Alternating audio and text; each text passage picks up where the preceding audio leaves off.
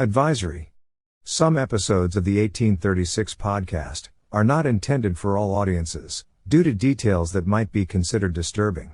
Listener and viewer discretion is advised. On episode 26 of the 1836 podcast, we share the tale, Opposed to Civil War, by Silas Claiborne Turnbo.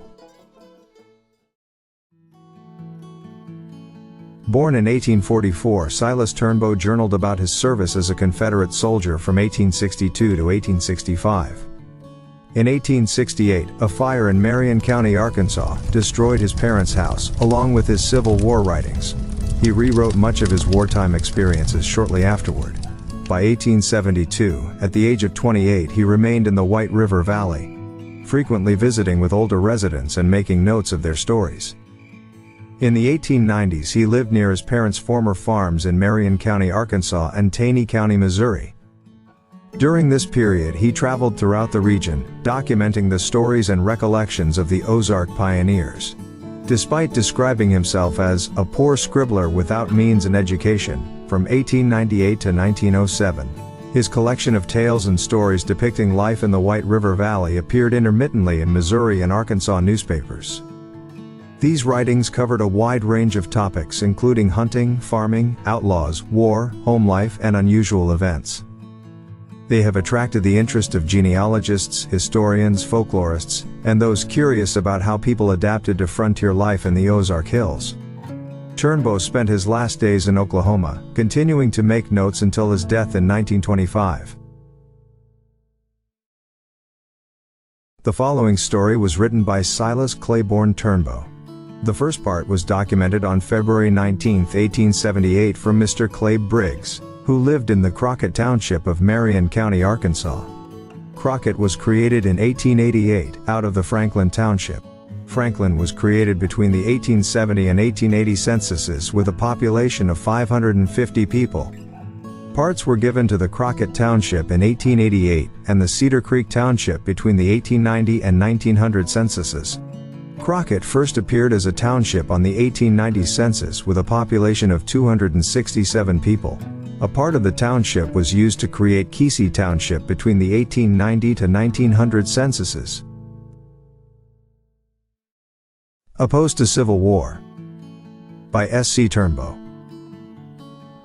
The author of these stories heard Clay Briggs, who was a member of the 14th Arkansas Confederate Regiment, and lived in Crockett Township, Marion County, Arkansas, say that while he was serving in the Army east of the Mississippi River, he knew of a soldier in the Confederate Army who lived in Tennessee, that refused to fight in battle.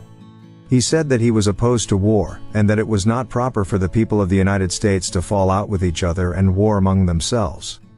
He informed the officer that he was willing to drive a team or do any other work in the Army, except fighting. You can court-martial me and have me shot or hung if you choose, but I never intend to fire a gun to hurt anyone if I can help it. I will agree to perform any duty that is imposed on me that I am able to do, except to go into ranks and go into battle. They did not make him fight, but turned a team and wagon over to him, and the man took charge of them and proved to be faithful at this duty to the end of the war. I heard Mr. Briggs relate this account on the 19th of February, 1878. Briggs was a faithful soldier in the Southern Army. He died in 1879, and if I mistake not lies buried in the cemetery at Lead Hill, Arkansas. On the 12th of August, 1906, Mr. Sam Griffin of Neranetta, Indian Territory, and who was a veteran of the Civil War on the Union side, gave me an account of a similar case to the foregoing that Mr. Briggs told me of. Mr. Griffin said that Elisha Wood, who lived in Benton County, Arkansas, refused to fight in the war between the North and South. He said that he was willing to go to war against a foreign foe, but never to fight his own people. He said the people of the United States should live as one family, and not go to war with each other. He refused to enlist on either side willingly, but after the war had progressed a while, he was forced into the Southern Army. Said he, "You can force me to join you, but you can't make me fight, for I will neither fight for, or against, the people of the North and South." One day the command of Southern men that Woods belonged to encountered a command of Federals, and during the engagement Wood was made to stay in ranks during the fight, but said he, I loaded and shot just like the others did, but I took care to elevate the muzzle of my gun high enough so the balls would pass over the heads of the opposing forces. At one time the Federal troops made a charge and succeeded in driving the Southern men back, and while the Southerners were falling back, I discovered 2 logs lying in a few feet of each other, which afforded shelter from the bullets of both sides, and I lay down between them. After the Confederates had retreated a short distance, they made a stand and after rallying their men went on.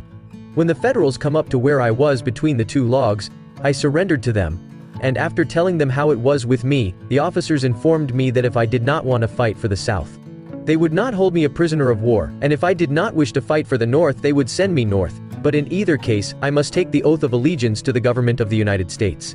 Which I did, and went on my way up north.